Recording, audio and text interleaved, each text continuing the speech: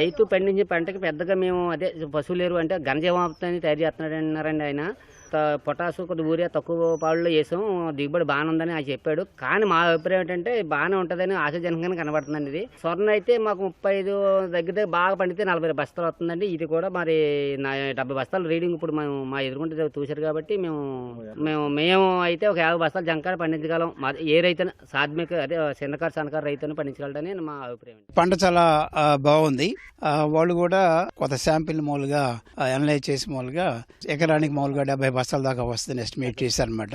మేము పంట భూమి ఇక్కడ పొలంలో ఉన్న పంట చూసిన తర్వాత మేము కూడా బాగా సంతోషంగా అనిపించింది మాకు కూడా పంట. MTU 1229 స్వర్ణ, NLR రకాలను కలిపి అభివృద్ధి చేసిన మార్కెరు శాస్త్రవేత్తలు మినీ కిట్ల రూపంలో అభ్యుదయ రైతు సీతారామదాసుకి 2 కేజీల విత్తనం పంపిణీ చేశారు. ఈ కొద్ది విత్తనంతోనే శ్రీవరి విధానంలో సమగ్ర యాజమాన్య పద్ధతులు పాటించి ఇబ్బడి ముబ్బడి దిగుబడి సాధించారని అధికారులు ప్రశంసిస్తున్నారు. ఖరీఫ్ సీజన్లోనే 70 క్వింటాళ్ల ఫలసాయం రావడం గొప్ప విషయమని హర్షం వ్యక్తం చేశారు.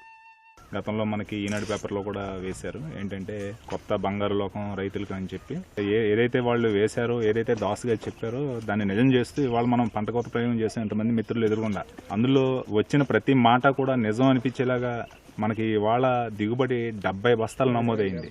72 బస్తాల నమోదైంది యాక్చువల్గా ఎకరానికి. ఏదన్నా మనకి గడ్డి గసరా ఇట్లా మట్టి బెడ్లు ఇలాంటివి ఏమన్నా ఉన్నా తీసేసుకున్నా మనకి సేఫ్గా 70 బస్తాలని మనం చెప్పొచ్చు. దాస్ గారు ఏంటంటే ప్రత్యేకంగా ఏమీ చేయలేదు, దాన్ని అందరు రైతులు చేసినట్టే చేశారు. కాకపోతే ఏం చేసింది ఏంటంటే ఎకరానికి ఒక 1000 కేజీల చొప్పున పశువుల ఎరువు ఘనజీవామృతం వేశారు. అలాగే శ్రీవరి సాగులో చేశారు. నేను అనుకోవడం ఏంటంటే వెరైటీలో ఉన్న దమ్ము, రైతులో ఉన్న దమ్ము రెండు కలిసి మనకి వాళ్ళ ఖరీఫ్లో ఎకరానికి 70 బస్తాలు అనేటటువంటిది మనకి సాకారం అయిందని చెప్పేసి నా అభిప్రాయం.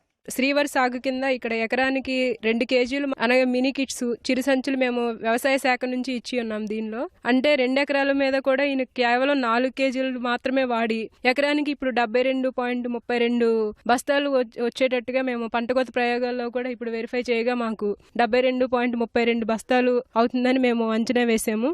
స్వర్ణ మామూలుగా మనకి సైక్లోన్లు ఇంకా తుఫాన్లు ఇలాంటివి ఎఫెక్ట్స్ వచ్చినప్పుడు పడిపోతుంది, కానీ ఇది కాండం బలంగా ఉండడం చేత పడిపోదు, మరియు దుబ్బు కూడా ఎక్కువగా చేసుకుంటది. తెగుళ్లు మరియు పురుగు మందులు ఆశించడం అనేది కూడా చాలా తక్కువగా ఉండి తక్కువ పెట్టుబడి పెట్టి మరియు ఎక్కువ ఆదాయం వచ్చేటట్టు జరుగుతుంది. సో మాకు ఇక్కడ ఇది ఎంతో ఆనందదాయకంగా ఉంది. అభివృద్ధి చేసిన స్వర్ణ రకం గాలికి పడిపోకపోవడం, తెగుళ్ల బెడదలేకపోవడం, రసాయన ఎరువులు, పురుగు మందులు తగ్గించి ఘన జీవామృతాన్ని